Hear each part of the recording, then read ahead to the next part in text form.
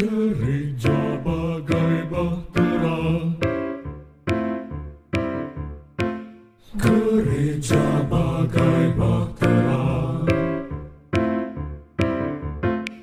gereja bagai bahtera di laut yang seram, mengarahkan haluannya ke pantai seberang. Mengamuklah samudera dan badai menderu, gelombang zaman menghempas yang sulit ditempuh.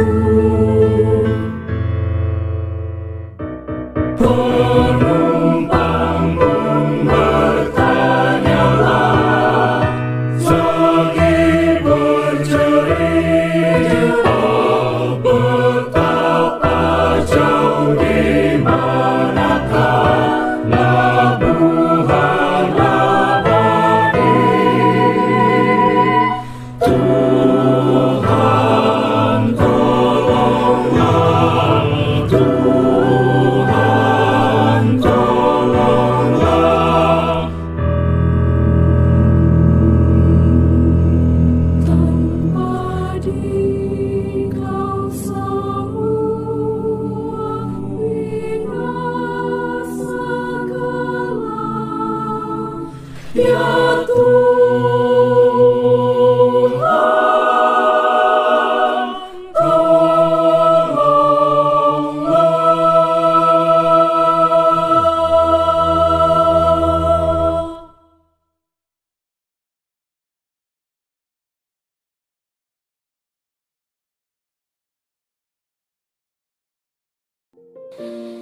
Shalom Bapak Ibu Saudara. Sejak gereja mula-mula terbentuk, umat Allah selalu diperhadapkan dengan pengajar-pengajar sesat, sebagaimana yang dihadapi oleh Timotius dalam pelayanannya di jemaat Efesus. Paulus memperingatkan Timotius agar berhati-hati dalam mengambil sikap terhadap hal tersebut. Mari kita mengambil saat teduh sejenak.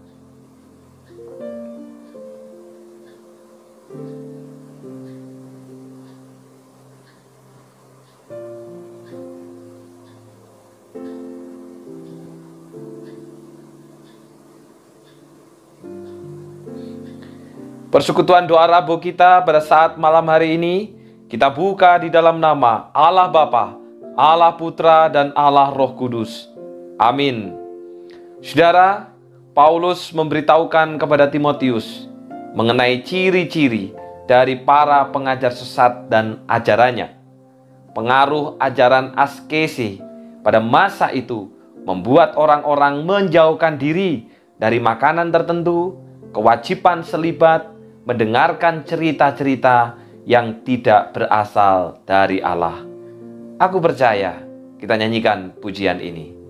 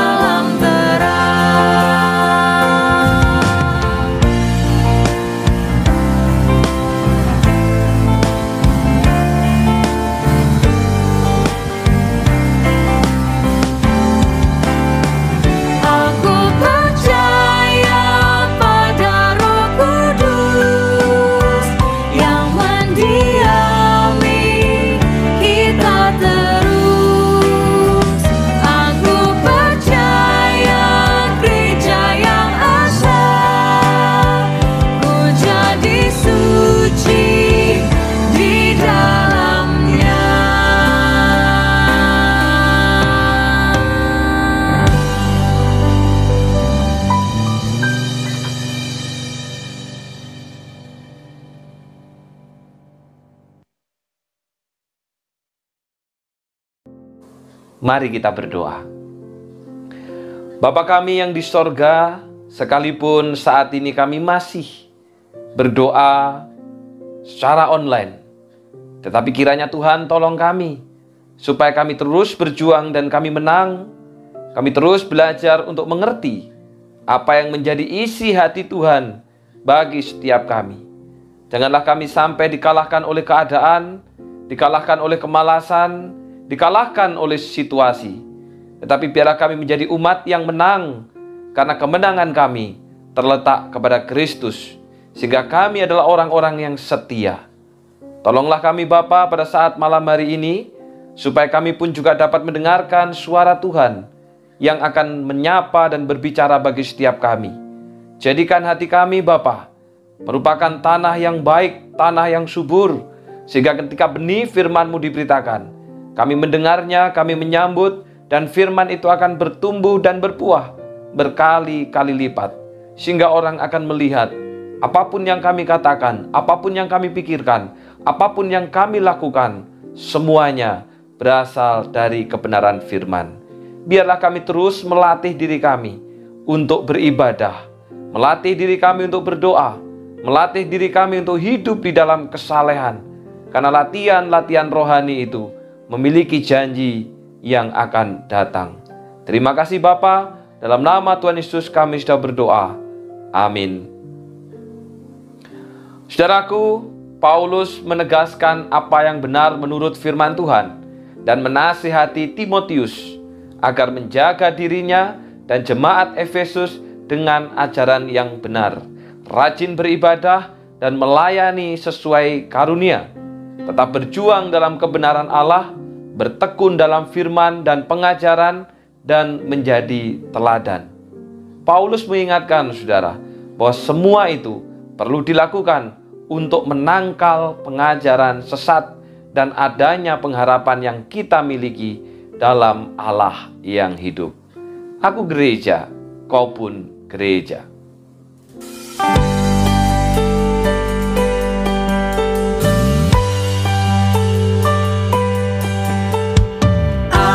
Gereja, kau pun gereja, kita sama-sama gereja, dan pengikut Yesus di seluruh dunia, kita sama-sama gereja.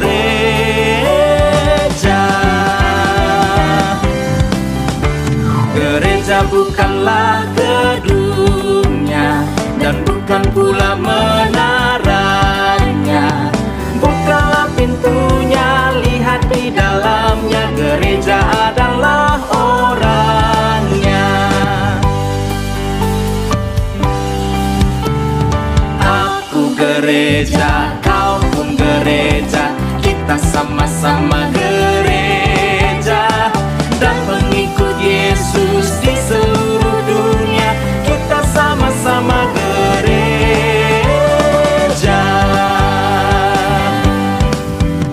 Berbagai macam manusia, terdiri dari bangsa-bangsa, lain bahasanya dan warna kulitnya, tempatnya pun berbeda juga.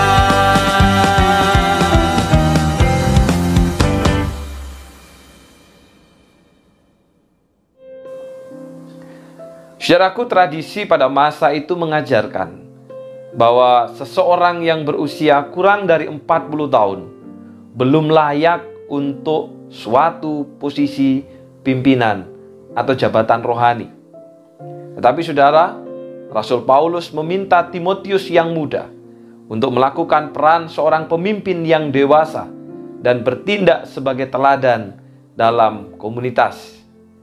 Ketika Timotius dapat melakukan peran itu melalui karunia yang ia miliki, maka dia tidak akan dipandang rendah oleh siapapun. Pemberitaannya akan didengarkan sehingga menyelamatkan semua orang yang mendengarnya. Gereja bagai bahtera. Segera menempuh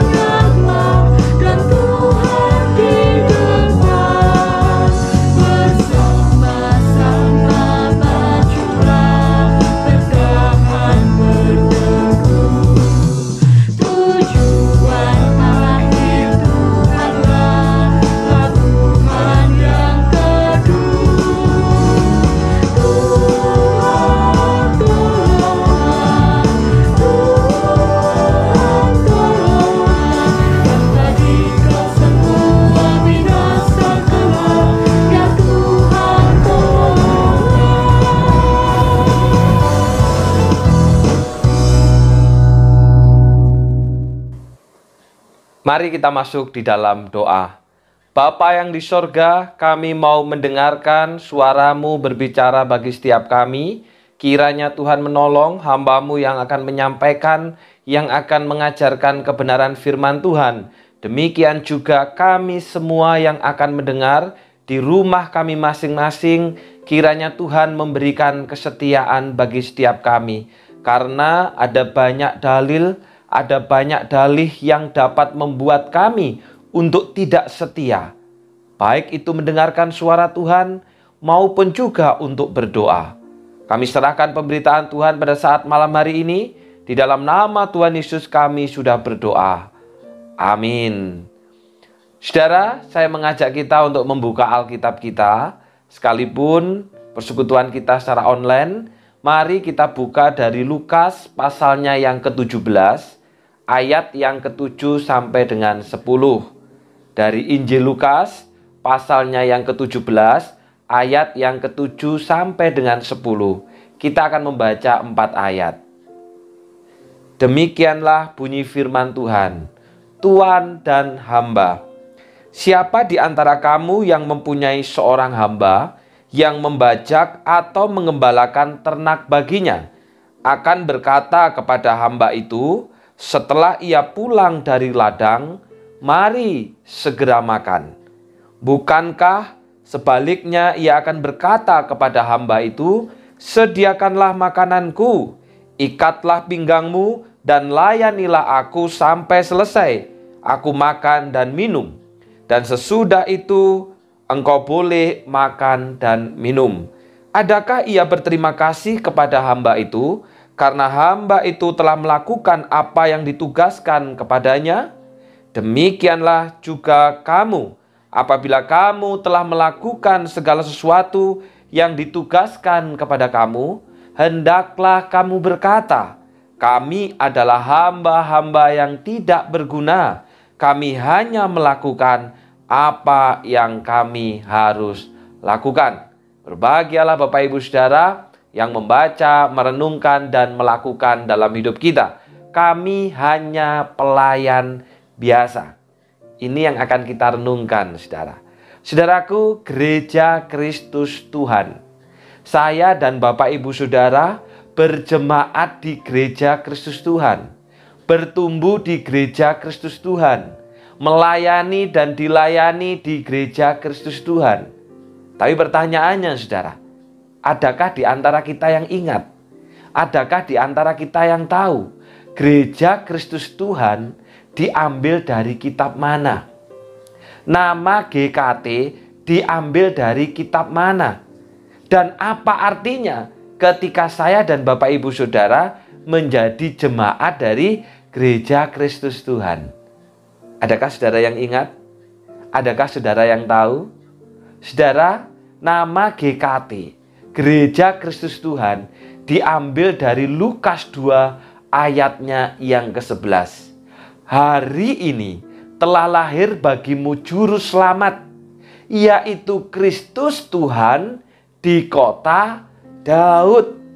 Jadi saudara, nama GKT diambil dari Lukas 2 ayat yang ke-11. Ini adalah berita yang dibawa oleh Lukas kepada seluruh dunia, bahwa Yesus itu adalah juru selamat. Yesus yang adalah juru selamat ini adalah Kristus. Apa artinya saudara?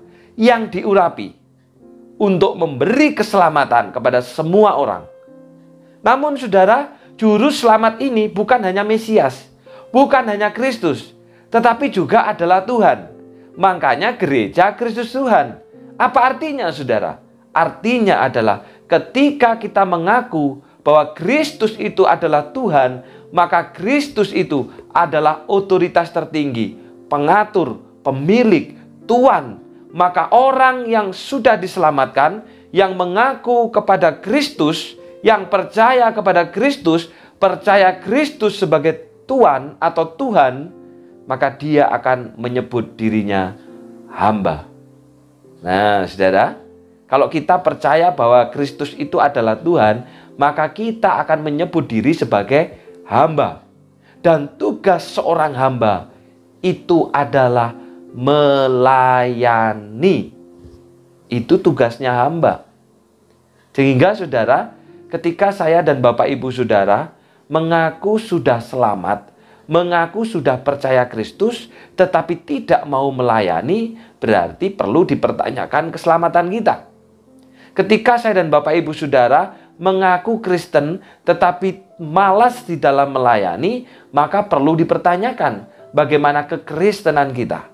Termasuk juga saudara, jika kita mengaku sebagai GKT, Gereja Kristus Tuhan, yang percaya Yesus itu sebagai Kristus, sebagai Mesias, juga sekaligus sebagai Tuhan, namun kita tidak mau melayani, bahkan juga hitung-hitungan di dalam pelayanan, berarti hanya luarnya yang GKT. Dalamnya tidak, saudara. Karena siapa yang mengaku dirinya sebagai GKT, maka dia adalah hamba yang harus melayani. Saudara, kadang saya itu sedih Bapak Ibu. Kenapa? Ada orang itu kalau diajak pelayanan itu banyak sekali alasannya. Tidak bisa ini, banyak itu dan sebagainya. Tapi sebenarnya dia pun bisa melakukan banyak hal. Tapi ketika diajak melayani saudara, ada banyak hal yang menjadi alasan. Tapi ketika di luar saudara, ketika ditanya, jemaat mana? Wah, kalau saya itu jemaat GKT, Gereja Kristus Tuhan. Dari kecil itu GKT. Bahkan kalau kemana-mana saya selalu GKT. Tapi nggak mau diajak pelayanan. Saudara yang dikasih Tuhan, maka ini sebenarnya tidak sesuai dengan apa yang menjadi pengakuan kita. Karena salah satu ciri khas dari Gereja Kristus Tuhan adalah hati yang melayani. Semangat, giat, dan kompak dimanapun berada. Karena saya dan Bapak Ibu Saudara adalah hamba. Seorang hamba yang harus dia lakukan adalah melayani Tuhannya. Melayani tuannya. Kalau demikian saudara, hamba yang seperti apa? Yang pelayanannya menyenangkan hati Tuhan. Hari ini kita akan melihat dari Injil Lukas. Dalam Lukas 17 ayat yang ke-7 tadi dikatakan, siapa di antara kamu yang mempunyai seorang hamba yang membajak atau menggembalakan ternak baginya? Nah, saudara, apa bedanya hamba dengan pelayan atau karyawan hari ini? Apa bedanya hamba dengan kungren atau buren yang kita punya? Apa bedanya saudara? Saudara, hamba bekerja karena dia sudah dibeli oleh sang tuan. Jadi dia bekerja karena sudah dibeli. Dibeli umumnya saudara karena tidak bisa membayar hutang sehingga dia disebut budak. Dan ini berbeda dengan pelayan atau karyawan. Seorang pelayan atau karyawan, buren atau kungren, bekerja karena upah, bekerja karena gaji, bekerja karena bayaran. Nah, saudara, sehingga ikatannya adalah ikatan kerja. Tapi saudara, seorang hamba itu bekerja karena dibeli. Dibeli oleh Tuhan, dibeli oleh sang tuan, dibayar lunas. Sehingga ikatannya adalah ikatan karena persekutuan. Nah, saudaraku yang dikasih Tuhan, ini yang membedakan.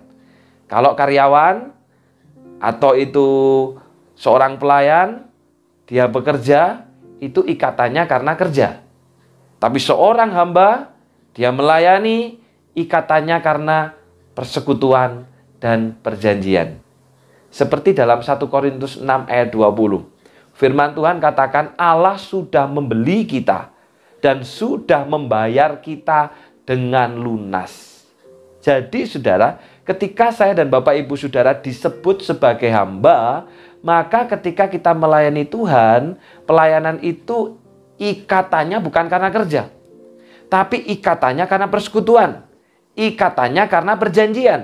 Dan ini yang membedakan dengan mereka yang disebut hari ini sebagai seorang pelayan, sebagai seorang karyawan. Seorang pelayan, seorang karyawan, kalau tidak mendapat upah, bisa jadi dia tidak mau bekerja karena nggak dapat upah. Karena ikatannya memang adalah ikatan kerja. Tapi saya dan saudara, di dalam melayani Tuhan, ikatan kita adalah ikatan persekutuan. Ikatan kita adalah ikatan perjanjian. Kita telah dibeli karena tidak bisa membayar hutang dosa. Sehingga sekarang saya dan Bapak Ibu Saudara adalah milik Allah. Hambanya Allah. Karena itu pelayanan di gereja bukan karyawan yang orientasinya bayaran. Tetapi pelayanan di dalam gereja adalah ikatan perjanjian kepemilikan.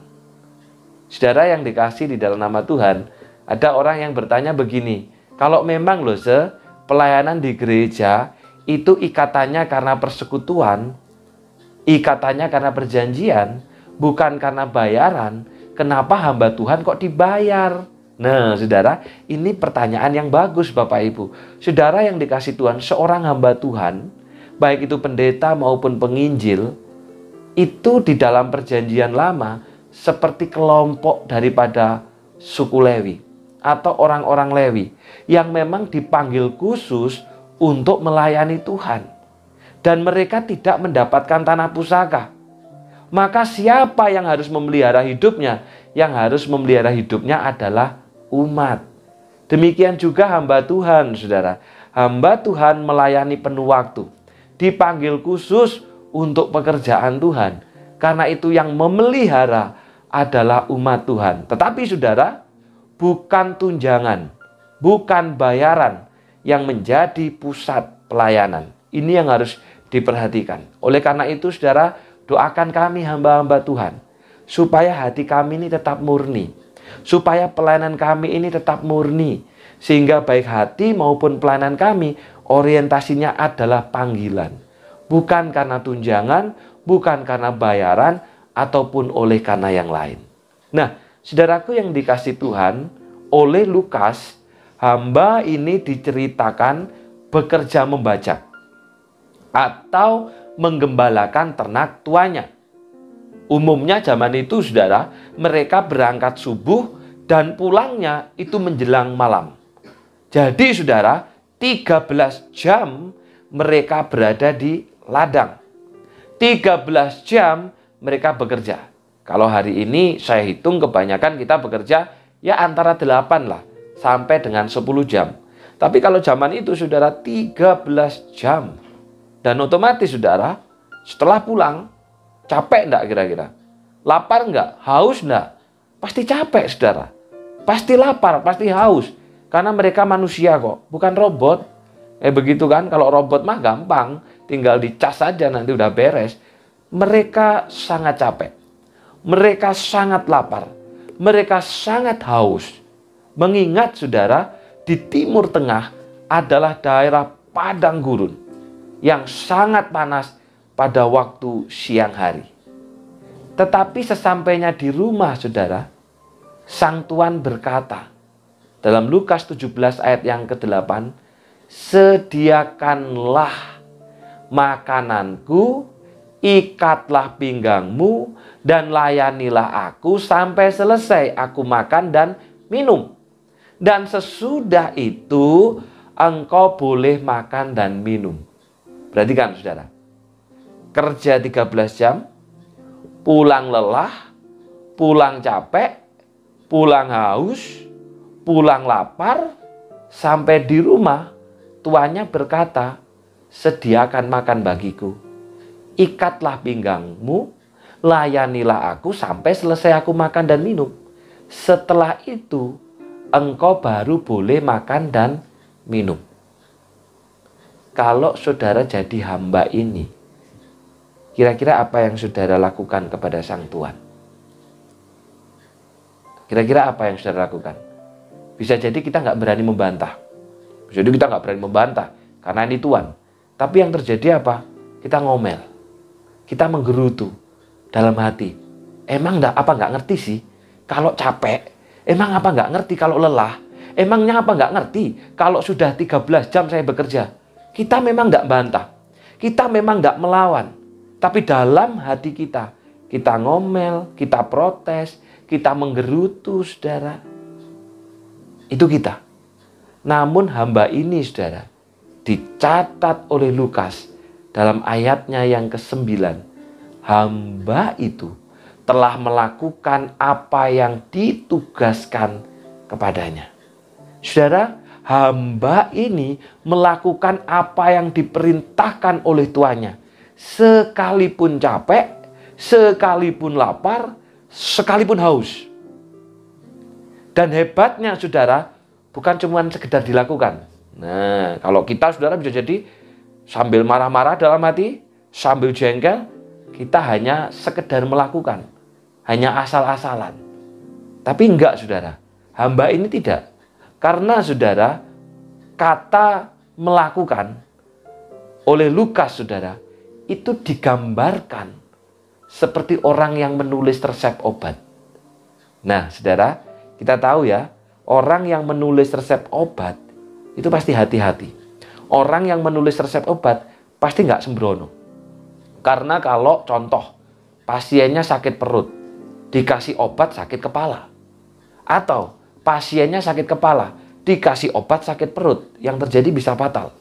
Saya pernah mengingat saudara, ada satu jemaat, pada waktu itu salah diberi resep. Akibatnya fatal Bapak Ibu. Nah, jadi saudara, ketika dikatakan bahwa hamba ini telah melakukan pekerjaannya, kata melakukan itu dalam bahasa Yunani seperti orang yang nulis resep. Artinya saudara, dia mengerjakan hati-hati, dia mengerjakan dengan baik, dia mengerjakan tidak sembrono. Saudara, inilah seorang hamba yang dikatakan menyenangkan hati Tuhan.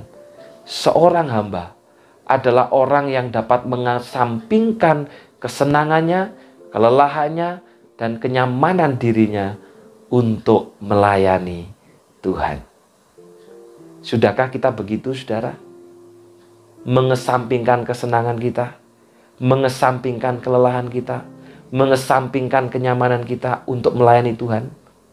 Saudara, saya terus belajar di dalam pelayanan. Dan saya menyadari Bapak Ibu bahwa saya pun masih lemah.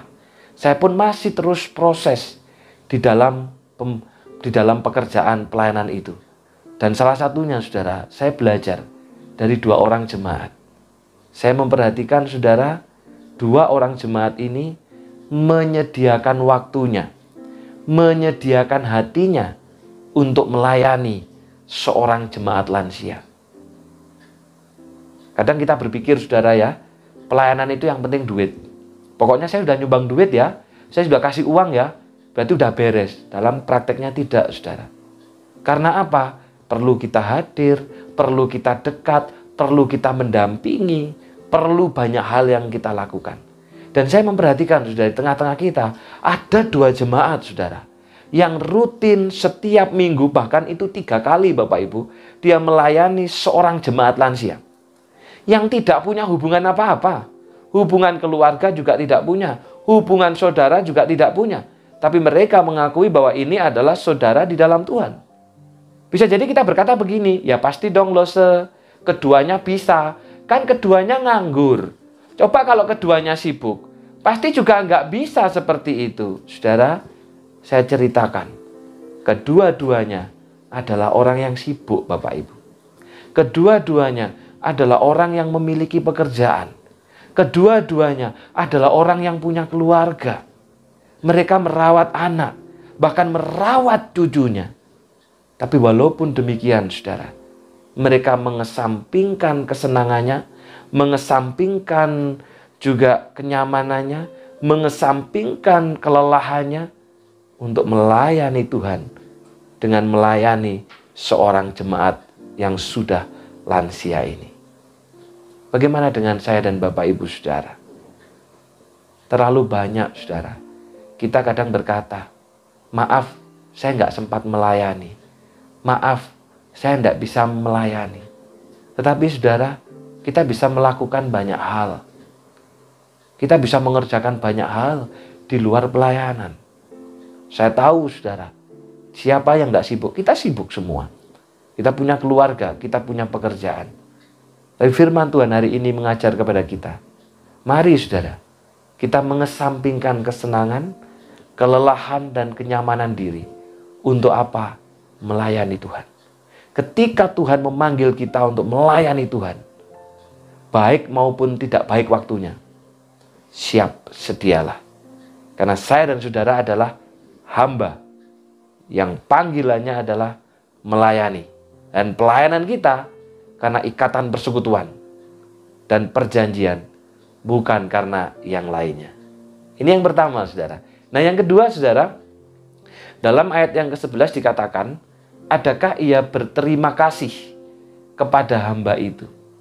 Dalam terjemahan bahasa Indonesia sehari-hari, pelayan itu tidak perlu dipuji karena sudah mematuhi perintah tuannya. Saudaraku, hamba ini mengerjakan perintah tuannya dengan hati-hati sekalipun dia sendiri lelah, sekalipun dia sendiri lapar, sekalipun dia sendiri haus. Namun saudara, ternyata dia tidak mendapat ucapan terima kasih maupun pujian dari tuannya. Nah, saudara, zaman itu memang tidak lazim mengucapkan terima kasih kepada seorang budak. Nah, kalau saya dan Bapak Ibu Saudara yang menjadi hamba ini, kira-kira apa yang akan kita lakukan? Sudah pulang kerja, capek, lelah, haus, langsung ke gereja, pelayanan, janjian pukul 18 malam, datangnya pukul 19 malam, saudara. Kira-kira apa yang kita lakukan? Saudara yang dikasih Tuhan, bisa jadi kita berkata, cukup ini aja kita melayani. Setelah ini saya tidak mau lagi melayani. Cukup hari ini saja. Saya kapok melayani. Kenapa? Saya tidak dihargai. Waktu saya tidak dihargai. Padahal saya sudah datang, saya ini nggak nganggur. Saya nggak dihargai juga. Bisa jadi kita begitu, saudara. Tapi firman Tuhan hari ini mengajarkan kepada kita, seorang hamba, dia tidak menuntut penghargaan. Karena memang yang harus dia lakukan adalah melayani. Loh, datangnya kok telat 1 jam, gimana? Dikomunikasikan. Karena saudara, saya mengambil contoh seperti persekutuan saya mengambil contoh hari Minggu kemarin. Ada salah satu anggota pemuda yang menjadi singer, saudara, yang datangnya itu mepet banget waktunya. Kalau dulu, saudara, langsung saya bilang, nggak boleh ikut. Tapi sekarang saya coba berkomunikasi dengan baik. Saya tanya, bro, kenapa datangmu mepet? Ternyata dia menyampaikan, iya loh, saya masih ada kegiatan sekolah. Ini tadi belum selesai, tapi sudah saya tinggal dulu. Loh, saudara, kan bukan disengaja. Bukan sengaja datangnya mepet. Demikian juga, saudara, ketika ada seseorang yang datangnya telat, katakanlah sampai 1 jam begitu, kita perlu komunikasikan. Karena apa? Karena kebiasaan, karena polanya. Kalau kebiasaan ya harus ditegur. Kalau itu polanya ya harus diingatkan. Atau memang karena ada sesuatu sehingga yang pada waktu itu membuat dia terlambat. Mungkin banyak bocor, mungkin ada tamu, atau yang lain juga. Nah, saudaraku yang dikasih di dalam nama Tuhan, saya sendiri Bapak Ibu Saudara sempat merasa marah di dalam hati. Tapi ini sudah beberapa tahun yang lalu, saudara ya. Ketika saya merasa bahwa pelayanan saya tidak dihargai. Pelayanan saya tidak diperhitungkan. Tetapi saudara, ketika saya belajar firman Tuhan ini, saya diingatkan kembali. Dalam terjemahan FHIH, demikian juga, jikalau kalian menaati aku, jangan mengharapkan pujian. Nah, saudara, orang yang mengharapkan pujian di dalam pelayanan, berarti dia tidak mentaati Tuhan. Bukan berarti kita tidak perlu pujian. Secara manusia kita perlu, saudara. Tapi bukan pujian itu yang menjadi orientasi kita. Nah, mengapa orang yang demikian dikatakan tidak taat, saudara? Dalam Lukas 17 ayat yang 10, kami hanya pelayan biasa. Kami hanya melakukan kewajiban kami. Nah, kata kewajiban itu, saudara, itu digambarkan seperti orang yang punya utang budi. Pernah tidak saudara punya utang budi dengan seseorang? Saya yakin setiap kita pasti ada lah, saudara ya. Oh ya, saya punya utang budi dengan si A. Saya punya utang budi dengan si B. Nah, saudara, ketika saudara tahu kita punya utang budi, begitu kan? Kira-kira apa yang saudara lakukan terhadap orang itu? Saudara, kita pasti akan berusaha untuk bisa melayani dia, bisa membantu dia, bisa menolong dia. Loh, ini loh saudara, kata yang dipakai ketika berkata kewajiban, itu seperti orang yang utang budi. Saya dan Bapak Ibu Saudara berhutang kepada Tuhan. Berhutang apa saudara? Berhutang kasih karunia. Karena Tuhan di dalam kemurahannya telah memberikan anugerah kepada kita. Dan kata berhutang ini saudara seperti hutang uang atau hutang budi. Sehingga saudara ketika kita melayani, karena saya tahu bahwa ini adalah panggilan dan seperti orang yang hutang budi, maka pasti akan kita kerjakan apa? Yang terbaik. Tidak mengharapkan pujian. Tapi pastinya dia akan berinisiatif, dia akan mengerjakan yang terbaik, dia akan lakukan yang terbaik. Karena dia tahu bahwa saya dan saudara berhutang keselamatan kepada Tuhan. Saudaraku, mari kita naik kelas di dalam melayani saudara. Melayani karena hamba. Mengesampingkan kesenangan, mengesampingkan kenyamanan, dan kita juga tidak mengharapkan apresiasi. Kalau dihargai, ya anggap saja itu bonus saudara. Kalaupun tidak saudara, itulah panggilan kita. Karena kita memang dipanggil untuk melayani Tuhan. Kita perlu pujian, namun jangan menjadikan pujian sebagai prioritas utama dalam pelayanan. Tuhan memberkati. Mari kita berdoa. Bapa yang di surga, kami bersyukur karena kami semakin dimantapkan kembali. Supaya di dalam pelayanan kami memiliki hati yang benar Bapa.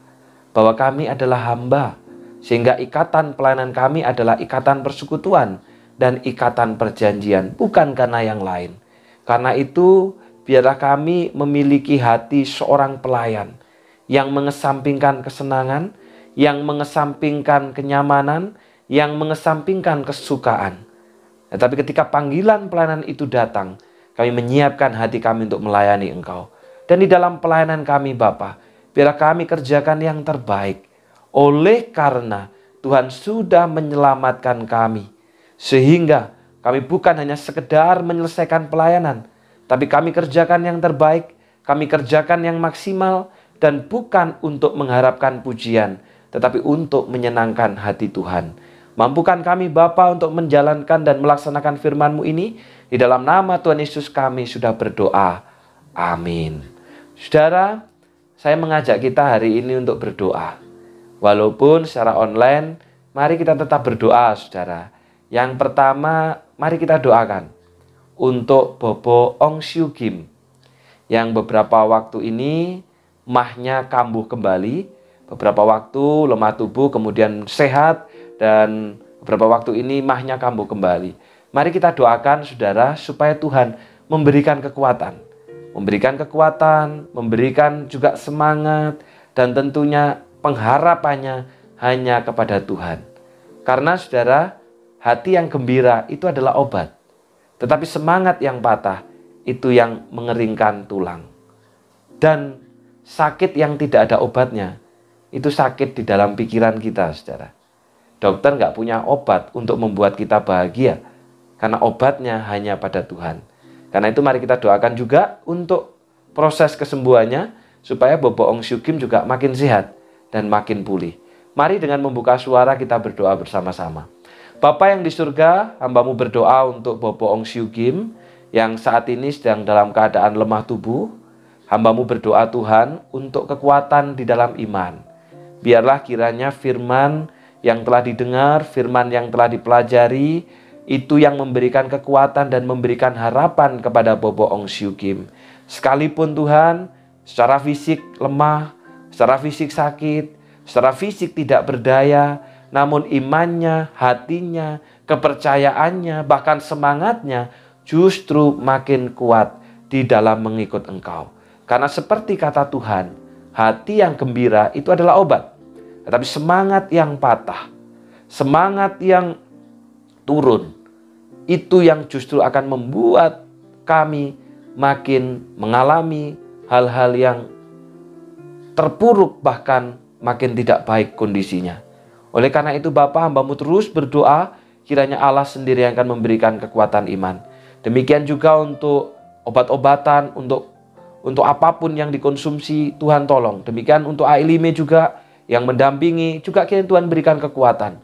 Tuhan berikan juga kesehatan di dalam iman dan juga di dalam pengharapan kepada Tuhan. Terima kasih Bapa, hamba-Mu serahkan Bobo Ong Siu Kim, biarlah berkat rohani yang dari sorga, kesehatan dan kekuatan dan perlindungan yang menyertai Bobo. Dalam nama Tuhan Yesus kami sudah berdoa. Amin. Yang kedua Bapak Ibu Saudara, mari kita juga berdoa untuk AI Go Iing yang sudah hari Minggu malam kembali ke Banyuwangi dan beberapa waktu ke depan akan ke Surabaya lagi untuk memeriksakan operasi matanya. Mari kita doakan supaya Tuhan juga menolong dan memberikan kekuatan supaya proses ini dilewati dengan sukacita yang daripada Tuhan sendiri. Tanggal 6 September akan kembali ke Surabaya. Kita doakan juga untuk segala sesuatu yang diperlukan, untuk biaya kiranya Tuhan yang mencukupkan. Mari dengan membuka suara kita berdoa bersama-sama. Bapa yang di surga, mengingat juga untuk AI Go Iing, kami bersyukur Tuhan menolong untuk beberapa pemeriksaan sehingga hari Minggu kemarin kembali ke Banyuwangi dan nanti pada tanggal 6 September akan kembali ke Surabaya. Hamba-Mu berdoa Tuhan supaya proses ini memang nampak berat karena harus bolak-balik dari Surabaya Banyuwangi. Tetapi kiranya Tuhan yang memberikan kekuatan.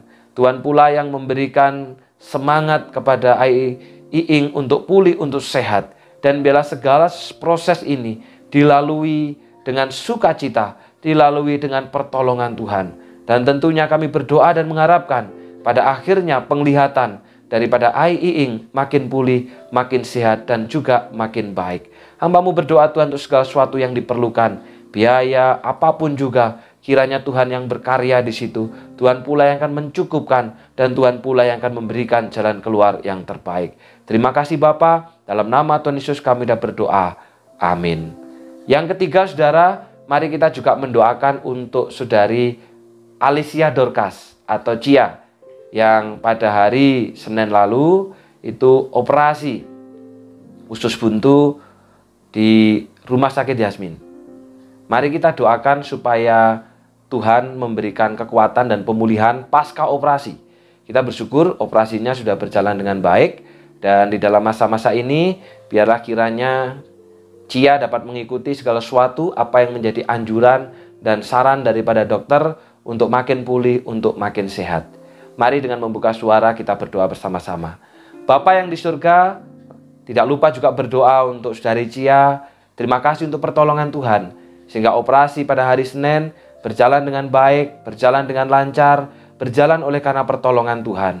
Kiranya Tuhan sendiri akan memberikan kekuatan dan pemulihan pasca operasi. Kami bersyukur untuk segala sesuatunya Tuhan. Dan biarlah di dalam masa-masa pemulihan ini, Tuhan yang akan memberikan sukacita. Tuhan yang akan memberikan damai sejahtera. Dan Cia pun juga dapat mengikuti segala sesuatu yang menjadi instruksi daripada dokter. Supaya makin pulih, supaya makin sehat. Demikian juga untuk Ibu Indah dan keluarga juga kiranya Tuhan tolong. Biarlah berkat rohani yang menyertai keluarga ini. Segala sesuatu yang diperlukan, Tuhan sendiri juga yang akan mencukupkan. Mengingat pula ya Bapak pada saat ini untuk Pendeta Hartines yang malam ini nanti dalam perjalanan untuk kembali ke Banyuwangi setelah selama 3 hari mengikuti bahkan juga menguji para calon penginjil. Tuhan kiranya juga menolong menyertai dalam perjalanannya, memberikan kesehatan dan kekuatan, bahkan ketika kembali ke Banyuwangi di dalam pekerjaan Tuhan. Terima kasih Bapa. Inilah setiap kami yang sudah berdoa, biarlah kiranya kehendak-Mu sendiri yang terjadi. Dalam nama Tuhan Yesus kami sudah berdoa. Amin. Persekutuan doa kita pada malam hari ini telah selesai. Selamat malam dan Tuhan memberkati.